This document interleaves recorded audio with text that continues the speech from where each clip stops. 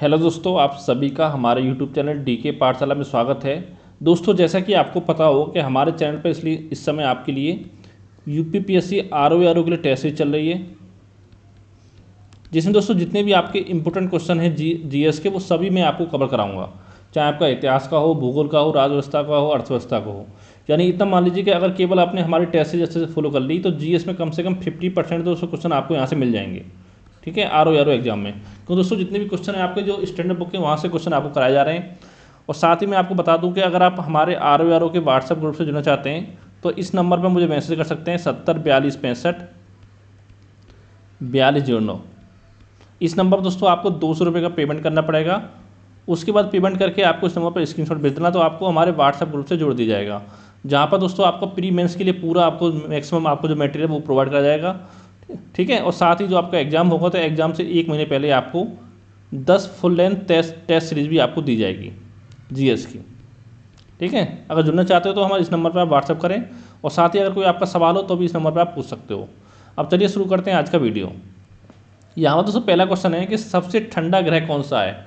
अरुण, वरुण, शुक्र, पृथ्वी।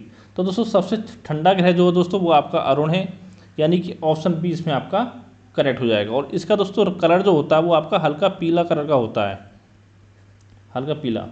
अब देखिए दोस्तों सवाल उठता है कि सबसे ठंडा ग्रह क्यों है? क्यों दोस्तों सूर्य से अधिकतम दूरी पर स्थित होने के कारण ये आपका सबसे ठंडा है। क्योंकि देखिए जितना ज़्यादा दूर होगा उतनी गर्मी आपकी कम रहेगी। ठीक है, और दोस्तों शुक्र जो ये आपका सबसे गर्म ग्रह है सॉरी, शुक्र जो आपका सबसे गर्म ग्रह है, ये आपका सबसे गर्म ग्रह है। और दोस्तों जो अरुण है, मैंने बताया था पिछली वीडियो में आपको, इसको लेटा हुआ ग्रह कहते हैं, लेटा हुआ ग्रह। ठीक है, और दोस्तों यहाँ पर देखिए शुक्र और अरुण दो आपके ग्रह ऐसे हैं कि जो सूर्य की परिक्रमा आपका पूर्व से पश्चिम की तरफ लगाते हैं, और बाकी सभी ग्रह आपके परिक्रमा लगाते हैं पश्चिम से पूर्व में। ठीक है, ये भी चीज़ आपको ध्यान रखनी है। और साथ ही शुक्र जो सबसे गर्म ग्रह है, और साथ में सबसे चमकीला ग्रह भी आपका शुक्र है। अगला आपका पृथ्वी के उत्तरी गोलार्ध में जल का प्रतिशत कितना है? 61%, 71%, 81% या 91%। तो दोस्तों पृथ्वी के उत्तरी गोलार्ध में जो आपका जल का प्रतिशत है वो आपका 61% है, यानी कि ऑप्शन ए इसमें आपका करेक्ट हो जाएगा। और बात करें हम पृथ्वी के दक्षिण गोलार्ध में तो दोस्तों वो आपका 81% है जल का प्रतिशत, दक्षिणी गोलार्ध में। अगला क्वेश्चन है कि 1 डिग्री देशांतर की दूरी तय करने में पृथ्वी को कितना समय लगता है? 3 मिनट, 4 मिनट, 5 मिनट, 6 मिनट। तो दोस्तों 1 डिग्री देशांतर की दूरी तय करने में पृथ्वी को आपका 4 मिनट का समय लगता है, यानी कि ऑप्शन दूसरा आपका इसमें करेक्ट हो जाएगा। अगला आपका निम्न में से कौन सी जल संधि जो आपकी अंडमान सागर और दक्षिण चीन सागर को जोड़ती है? जिब्राल्टर जल संधि, बेरिंग जल संधि, पाक जल संधि, मलक्का जल संधि। तो दोस्तों जो आपकी यहाँ पर जो आपकी मलक्का जल संधि है दोस्तों, ये आपका अंडमान सागर और दक्षिण चीन सागर को आपका जोड़ती है, यानी कि ऑप्शन चौथा यहाँ पर आपका करेक्ट हो जाएगा।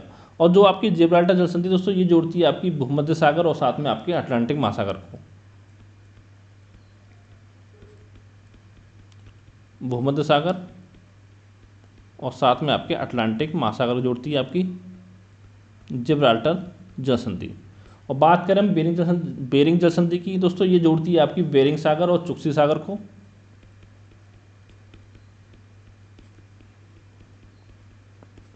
सागर और आपका चुक्सी सागर को। और पाक जल संधि दोस्तों, ये जोड़ती है आपकी मन्नार की खाड़ी को, साथ में बंगाल की खाड़ी को, खाड़ी और साथ में आपका बंगाल की खाड़ी। ठीक है, ये सारे पॉइंट आपको यहाँ पर ध्यान रखने हैं। अगला क्वेश्चन है दोस्तों, विश्व का सबसे बड़ा गर्म रेगिस्तान कौन सा है? सहारा, गोबी, अटाकामा या कालाहारी। तो दोस्तों विश्व का सबसे बड़ा रेगिस्तान भी और सबसे बड़ा गर्म रेगिस्तान भी वो भी आपका सहारा ही है, यानी कि ऑप्शन इसमें करेक्ट होगा। और दोस्तों इनके बारे में पुरानी वीडियो में बता चुका हूँ, उनको आप देख सकते हो। और साथ ही दोस्तों जो आपका सहारा महाद्वीप है, सॉरी सहारा रेगिस्तान जो आपका, ये आपका उत्तरी अफ्रीका में है। ठीक है, उत्तरी अफ्रीका के आपके उपोष्ण कटिबंधीय क्षेत्र में आपका है सहारा रेगिस्तान। अगला क्वेश्चन है कि डैन्यूब नदी का उद्गम स्थल कहाँ है? जर्मनी, हंगरी, रोमानिया या आपका ऑस्ट्रिया। तो दोस्तों जो आपका डैन्यूब नदी का उद्गम स्थल है दोस्तों, ये आपका जर्मनी में है, यानी कि ऑप्शन ए इसमें आपका करेक्ट हो जाएगा। और दोस्तों साथ में बता दूं मैं आपको, जो आपका डैन्यूब नदी है ये आपकी यूरोप की दूसरी सबसे लंबी नदी है। यूरोप की दूसरी सबसे लंबी नदी। ठीक है, और बात करें हम आपका यूरोप की सबसे लंबी नदी, तो वो कौन सी है? यूरोप की सबसे लंबी नदी, तो दोस्तों यूरोप की जो सबसे लंबी नदी है वो आपकी वोल्गा नदी है, यूरोप की सबसे लंबी नदी। ठीक है, अगला है कि चंद्रमा का जो आकार है वो पृथ्वी के आकार का लगभग कितना है? 1/2, 1/4, 1/5 या आपका 1/6। तो दोस्तों चंद्रमा का जो आपका आकार है वो पृथ्वी के आकार का लगभग आपका 1/4 है, यानी कि ऑप्शन दूसरा वाला यहाँ पर आपका करेक्ट हो जाएगा। और साथ ही बात करें अगर द्रव्यमान की, तो दोस्तों जो आपका चंद्रमान का द्रव्यमान है दोस्तों वो आपका पृथ्वी के द्रव्यमान का आपका 1/81 है। ठीक है, अगला क्वेश्चन है कि धान के उत्पादन में शीर्ष देश कौन सा है? चीन, भारत, ब्राज़ील, अमेरिका। तो दोस्तों पता होना चाहिए आपको, धान के उत्पादन में जो शीर्ष देश है वो आपका चीन है।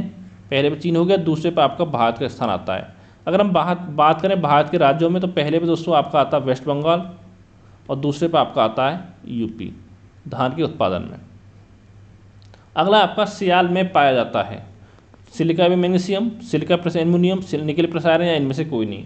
तो दोस्तों सिलिका में आपका देखो जो पाया जाता है वो आपका सिलिका एवं एल्युमिनियम पाया जाता है, यानी कि ऑप्शन दूसरा आपका सही हो जाएगा। जैसे इसके नाम से आपको स्पष्ट होगा सियाल में, जैसे कि आपका SiAl लिखा जाता है सियाल। ठीक है, Si से आपको सिलिका हो गया, Al से आपका एल्युमिनियम हो गया। और साथ ही सियाल में आपकी ग्रेनाइट की अधिकता भी आपकी होती है, ग्रेनाइट की अधिकता। अगला क्वेश्चन है कि निम्न में से क्षेत्रफल के अनुसार विश्व का सबसे बड़ा देश कौन सा है? कनाडा, चीन, अमेरिका, ब्राज़ील। तो दोस्तों इनमें से अगर बात की जाए तो सबसे बड़ा देश है वो आपका कनाडा है, यानी कि ऑप्शन ए इसमें करेक्ट हो जाएगा। अगर दोस्तों वैसे हम बात करें ओवरऑल, तो विश्व का सबसे बड़ा देश जो क्षेत्रफल में दोस्तों वो पहले पे आपका आता है रूस, क्योंकि रूस इसमें ऑप्शन में नहीं था, इसलिए आपका सही आंसर हो कनाडा। दूसरे पे आपका आता है कनाडा,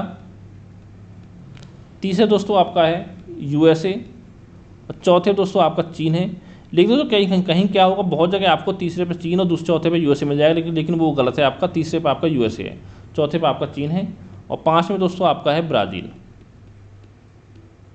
क्षेत्रफल में। ठीक है, छठे पे आपका ऑस्ट्रेलिया है, और भारत का स्थान है आपका क्षेत्रफल में 7वां। अगला है कि पेम्बा द्वीप व जंजीबार विश्व प्रसिद्ध किस लिए हैं? नारियल के उत्पादन के लिए, इलायची के उत्पादन के लिए, लौंग के उत्पादन के लिए, आपका संतरे के उत्पादन के लिए। तो दोस्तों ये आपके लौंग के उत्पादन के लिए प्रसिद्ध हैं, क्योंकि इसमें लौंग का सर्वाधिक उत्पादन होता है वो आपका पेम्बा द्वीप और जंजीबार पर ही होता है। ठीक है, अगला है आपका विश्व की सर्वाधिक ऊंचाई पर स्थित राजधानी कौन सी है? लापाज, डबलिन, रेकजाविक, या आपका बाकू। पहले दोस्तों बात करते हैं राजधानी किस किस की कौन सी है। देखिए लापाज किसकी राजधानी दोस्तों? ये आपकी बोलीविया की राजधानी है, और साथ ही जो डबलिन है दोस्तों ये आपकी आयरलैंड की राजधानी है, और आपकी रेकजाविक जो दोस्तों ये आपकी आइसलैंड की राजधानी है, और जो आपकी बाकू है वो आपकी अजरबैजान की राजधानी है, अजरबैजान। ठीक है, राजधानी आपकी बाकू है। अब देखिए दोस्तों यहाँ पर पूछा गया इसकी विश्व की सर्वाधिक ऊंचाई पर स्थित राजधानी कौन सी है दोस्तों? वो आपकी लापाज है, जो आपकी विश्व की सर्वाधिक ऊंचाई पर स्थित राजधानी है। ठीक है, और दोस्तों एक क्वेश्चन आपको ये बनता है कि विश्व की सबसे उत्तरी राजधानी कौन सी है? तो दोस्तों वो है आपकी रेकजाविक है,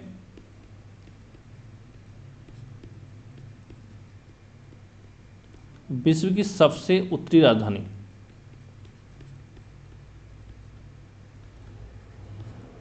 अगला क्वेश्चन है कि पक्षियों का महाद्वीप किसे कहा जाता है? उत्तरी अमेरिका को, दक्षिण अमेरिका को, यूरोप को, साथ में आपका एशिया को।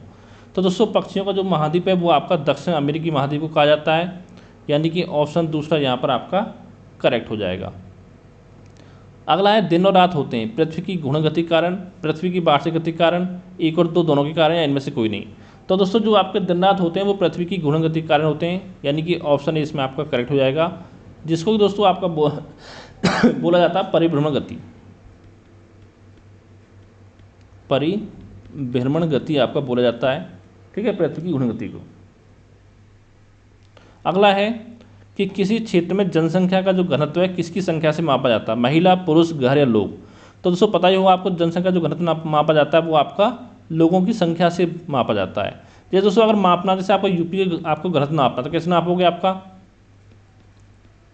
ये जनसंख्या घनत्व आपको होता है, ये बराबर आपको होता है कुल आबादी, कि जितनी आपकी यूपी की आबादी है उसमें भाग दे देंगे आपका कुल क्षेत्रफल से, तो वो आपकी निकल के आ जाएगा कि कितना जो आपका जनसंख्या घनत्व है वो आपका कितना है। ठीक है, यानी जनसंख्या घनत्व बराबर होता है आपका किसी क्षेत्र की कुल आबादी बटे उस क्षेत्र की आपकी कुल क्षेत्रफल। अगला क्वेश्चन है कि जनसंख्या में उच्च वृद्धि दर अभिलक्षण है। उच्च जन्म और उच्च मृत्यु दर का, उच्च जन्म और निम्न मृत्यु दर का, निम्न जन्म और उच्च मृत्यु दर का, या आपका निम्न जन्म और निम्न मृत्यु दर का। तो दोस्तों इसका जो सही आंसर हो जाएगा वो जाएगा आपका उच्च जन्म और निम्न मृत्यु दर का, यानी जनसंख्या में जो उच्च वृद्धि दर है वो आपका उच्च जन्म और निम्न मृत्यु दर का अभिलक्षण है। ये दोस्तों आपका माइंड सेंस का क्वेश्चन है, आपका माइंड का, इसको माइंड से सॉल्व कर सकते हो। जैसे आप खुद देखोगे आपकी जो वृद्धि कहाँ से होगी जनसंख्या में, जब आपकी जन्म ज़्यादा होंगे, ठीक है, और मृत्यु आपकी उच्च वृद्धि दर, ठीक है, यानी कि आपके जन्म ज़्यादा होंगे और आपकी मृत्यु आपकी कम होगी, तो आपकी सीरियसली बात है, आपकी ऑब्वियसली बात है कि आपकी जो जनसंख्या उस समय आपकी बढ़ेगी जब आपके जन्म ज़्यादा होंगे और मृत्यु आपकी कम होगी। अगला आपका भूमध्य रेखा, कर्क रेखा और मकर रेखा गुजरती हैं, यानी किस महाद्वीप से होकर तीनों रेखा गुजरती हैं? दक्षिण अमेरिका महाद्वीप, अफ्रीका महाद्वीप, एशिया महाद्वीप या आपका यूरोप महाद्वीप।